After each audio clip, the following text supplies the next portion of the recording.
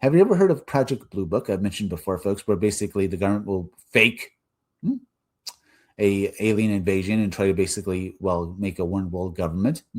Maybe McGasland and the others are preludes to something along those lines, folks, saying it was aliens that did it and stuff like that.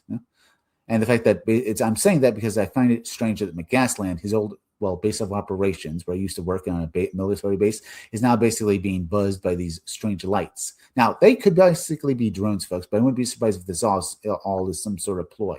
Maybe it's all together, folks. Maybe the government wants to get rid of McGasland and these others because they were worried that they were going to basically be whistleblowers, as well as they maybe knew more about the plan, and they wanted to basically make sure as little information about this plan basically didn't get out to the public as close as possible.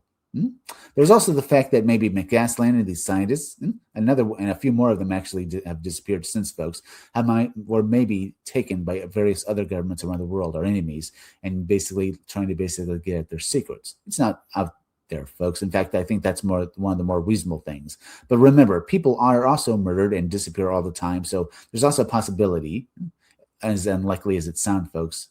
Never mind what the skeptics argue, folks. It is unlikely that there isn't some sort of correlation going on here with basically these missing scientists. But it isn't basically, the culprit isn't really the military either, folks. We have no real evidence of that either, folks, or other governments.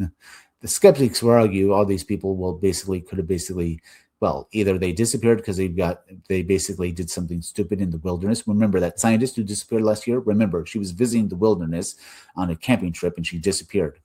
So obviously she must have screwed up somewhere and she died. That's what the skeptics will argue. But you have to remember as well, folks, over the last few years, some scientists have disappeared.